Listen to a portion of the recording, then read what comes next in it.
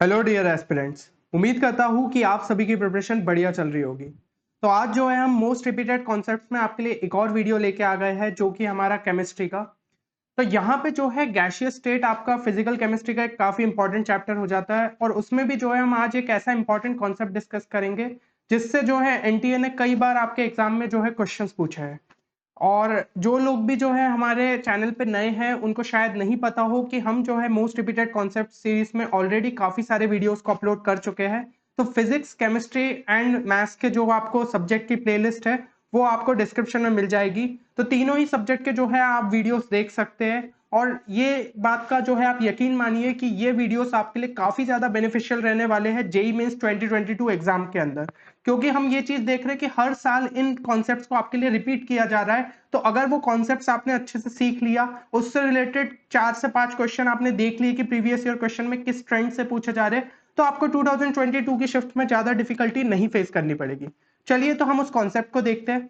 तो यहाँ पे जो आपका कॉन्सेप्ट हो जाता है वो रियल गैस से रिलेटेड है। एक तो आपका होता है कंप्रेसिबिलिटी फैक्टर और दूसरा हो जाता है आपका वंडरवॉल्स इक्वेशन। तो दोनों को ही हम ब्रीफ में एक बार देख लेते हैं कि आखिर क्या क्या चीजें जो है आपसे पूछी जाती है।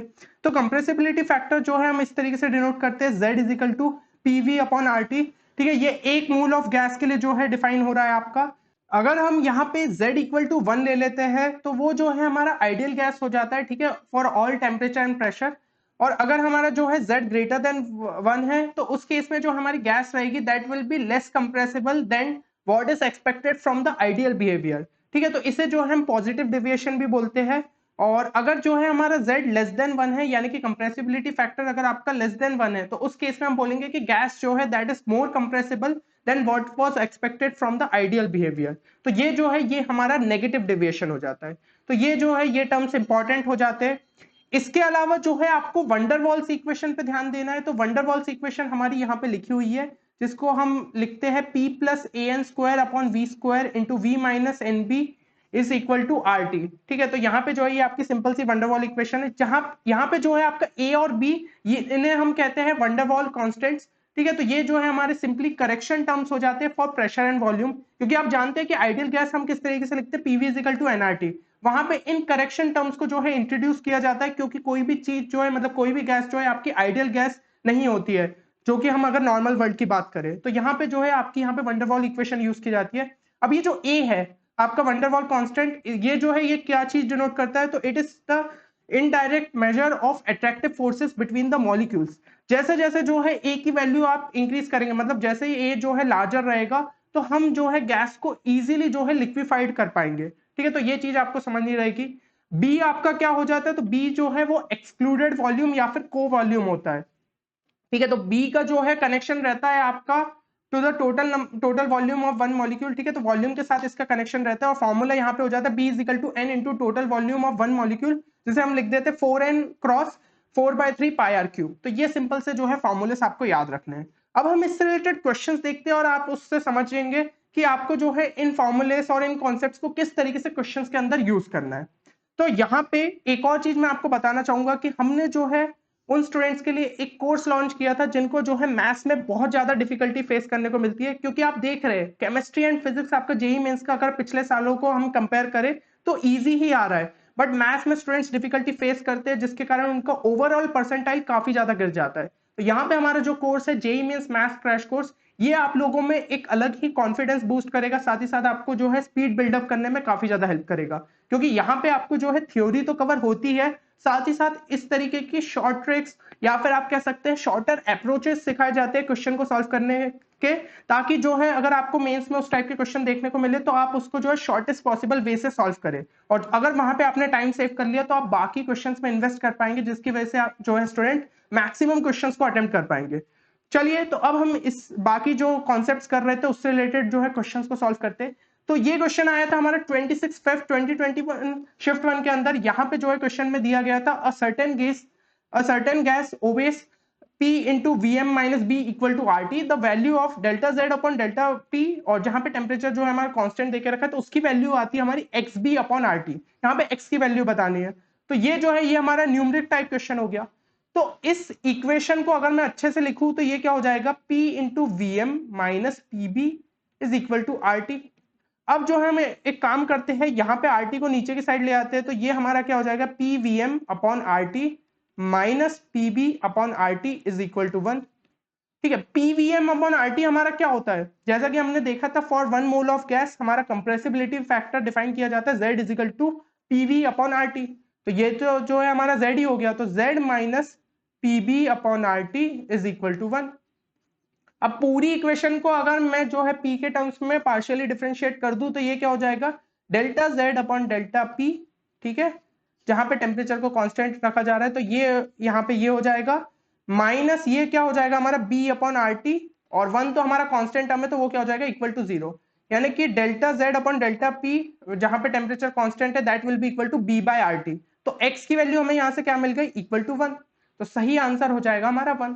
तो देखा आपने, जो हमने कंप्रेसिबिलिटी फैक्टर से रिलेटेड फॉर्मूला समझा था उसी का यहाँ पे यूज होना था, बाकी बस इक्वेशन को थोड़ा सा सिंप्लीफाई करने की जरूरत थी। अगला क्वेश्चन अगर हम देखें तो ये पूछा गया था 10 अप्रैल 2019 शिफ्ट 1 के अंदर, यहाँ पे 4 गैस देके रखी है और उनके वंडरवॉल कांस्टेंट्स की वैल्यू देके रखी है ए और बी।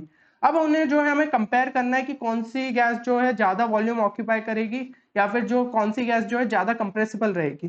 तो एक चीज आप जो है नोटिस करेंगे कि यहाँ पे फॉर गैस आपकी ए एंड सी, इसके लिए जो है हमारी बी की वैल्यू सेम है। ठीक है ना, तो for same values of B हम ये लिख सकते हैं, for same values of B कौन कौन सी हमारी गैस हो गई, ए एंड सी। तो यहाँ पे जो गैस का लार्जर वैल्यू ऑफ ए होगा, ठीक है, ए जितना ज्यादा होगा उतना कम वो जो है वॉल्यूम ऑक्यूपाई करेगी। ठीक है, तो लार्जर वैल्यू ऑफ ए, तो यहाँ पे वो गैस जो है लेस वॉल्यूम ऑक्यूपाई करेगी। तो मैं ऐसा क्यों बोल रहा हूं, आप सोचेंगे कि यार ए का तो भाई कोई कनेक्शन ही नहीं है वॉल्यूम के साथ। तो यार देखिए, ए जो है अगर ए की वैल्यू लार्जर होगी तो उतना ही ज्यादा जो है फोर्स ऑफ अट्रैक्शन होगा, ये चीज तो हमने देखी थी। फोर्स ऑफ अट्रैक्शन अगर ज्यादा होगा तो डिस्टेंस बिटवीन मॉलिक्यूल्स कम हो जाएगा। डिस्टेंस बिटवीन मॉलिक्यूल्स अगर कम हो जाएगा तो उस केस में जो है आपकी वो गैस कम वॉल्यूम को ऑक्यूपाई करेगी। तो यहाँ पे जिसका जो है मतलब कि ए की वैल्यू ज्यादा होगी वो कम वॉल्यूम ऑक्यूपाई करेगी, तो इस केस में जो है इसकी ए की वैल्यू कम है यानी कि ये ज्यादा वॉल्यूम ऑक्यूपाई करने वाली है, तो gas C will occupy more volume than gas A. ये चीज जो है आपकी सही है। ठीक है, तो सी जो है that will occupy more volume than A. ठीक है, वॉल्यूम के टर्म्स में अगर हम बात करें तो ये चीज हो गई। अब हमारे इससे रिलेटेड दो ऑप्शन बच जाते हैं, फर्स्ट एंड थर्ड, बाकी जो है सेकंड और फोर्थ कैंसिल हो गए। अब अगले इस पे आते हैं कि बी और डी को अगर हमें कंपेयर करना है, तो बी और डी के केस में अगर हम देखें तो उस केस में जो है आपकी ए की वैल्यू सेम है। अब अगर भाई आपकी ए की वैल्यू सेम है तो जितनी जो है मतलब बी की वैल्यू हमारी स्मॉलर होगी उतना ही कम जो है वॉल्यूम जो है वो ऑक्यूपाई करेंगे। तो यहाँ पे जो है वॉल्यूम हमारी उतनी ही ज्यादा लेस हो जाएगी, इस केस में वो उतनी ही ज्यादा कंप्रेसिबल हो जाएगी। ठीक है ना, अगर वॉल्यूम कम रहेगी तो उसको हम ज्यादा से ज्यादा जो है कंप्रेस कर पाएंगे। तो इस तरीके से जो है हमारा सही आंसर हो जाएगा ऑप्शन फर्स्ट। ठीक है, gas C will occupy more volume than gas A, gas B will be more compressible than gas D. तो यहाँ पे सिंपल सा जो है हमारा कनेक्शन हो जाता है। चलिए अब जो है हम अगला क्वेश्चन देखते हैं। तो अगला क्वेश्चन आपका पूछा गया था 12 जनवरी 2019 शिफ्ट 2 के अंदर। यहाँ पे जो है आपको देके रखा है volume of gas A is twice than that of gas B. ठीक है, ये चीज आपको देके रखी है तो लिख लेते हैं V A is equal to 2 VB। और ये चीज देके रखी है the compressibility factor of gas A thrice than that of gas B at same temperature. तो इस केस में भाई ZA जो देके रखा है that is equal to 3ZB। तो pressure of the gases for equal number of moles आपसे पूछा गया है। तो ZPV में कुछ जो है कनेक्शन होता है क्या, तो कंप्रेसिबिलिटी फैक्टर के अगर हम फॉर्मूले को समझे तो वो क्या होता है PV अपॉन RT। ठीक है, एक मोल के लिए। तो यहाँ पे अगर मैं दोनों का जो है रेशियो ले लूं ZA अपॉन ZB तो वो हमारा क्या हो जाएगा PA VA upon PB VB, क्योंकि ये हम सेम टेम्परेचर पे बात कर रहे हैं और R तो अपना गैस कांस्टेंट है तो वो तो वैसे भी सेम रहेगा। तो यहाँ पे सिंपल सा हमें जो है रिलेशन मिल गया। अब इन दोनों रिलेशन को जो है यहाँ पे उठा के बस डाल दो तो हमें वैल्यू मिल जाएगी 3 is equal to PA upon PB into 2, यानी कि 2PA जो है that will be equal to 3PB। तो ऑप्शन 2 जो है वो हमारा सही आंसर हो जाएगा। तो देखा आपने कंप्रेसिबिलिटी फैक्टर का जो चीज हमने पढ़ी थी बस वो फॉर्मूला जो है आपका बार बार यूज हो रहा है। तो बहुत डीप में भी कभी कभी कॉन्सेप्ट्स नहीं पूछे जाते और एक छोटे से कॉन्सेप्ट को पकड़ के कई बार क्वेश्चंस को रिपीट किया जाता है, तो इस कॉन्सेप्ट को अच्छे से ध्यान रखिएगा। तो अगर ये कॉन्सेप्ट आप लोगों को क्लियर है वंडरवॉल कांस्टेंट्स के और आपके कंप्रेसिबिलिटी फैक्टर के, तो 2 DIY क्वेश्चन आपके लिए मैं दे रहा हूं, इनको जो है सॉल्व करिएगा और आपका जो भी आंसर आ रहा है वो एक बार कमेंट सेक्शन में जो है मेंशन करिए। तो ये हो गया आपका DIY 1 जो कि पूछा गया था 9 अप्रैल 2019 शिफ्ट 2 में, और ये हो गया आपका DIY 2 जो कि पूछा गया था 27 अगस्त 2021 शिफ्ट 1 के अंदर। तो लगातार क्वेश्चंस आपके हर साल इस कॉन्सेप्ट पे रिपीट हो रहे, बस आपको जो है प्रैक्टिस की जरूरत है, जो कि हम आपको प्रोवाइड कर रहे हैं अपने कॉन्सेप्ट रिवीजन सीरीज के थ्रू। तो इसको जो है डेफिनेटली फॉलो करिए, और अगर आपको ये सीरीज पसंद आ रही है तो अपने दोस्तों के साथ भी इसे शेयर करना ना भूलें। बाकी अगर किसी से जो है ये DIY क्वेश्चंस नहीं बनते तो वो हमारे टेलीग्राम ग्रुप को ज्वाइन कर ले, जिसकी लिंक आपको डिस्क्रिप्शन में मिल जाएगी। तो वहां से जो है आपको सॉल्यूशंस अपलोडेड रहेंगे उस चैनल पे, और आप देख सकते हैं कि कहाँ पे आपकी गलती हो रही थी या फिर आपसे सॉल्यूशन क्यों नहीं बन रहा था। तो इसी तरीके के और भी वीडियोस मैं लगातार आपके लिए फिजिक्स केमिस्ट्री मैथ्स के लाते रहूंगा। बाकी मिलते हैं अगले वीडियो में, तब तक के लिए take care and good bye.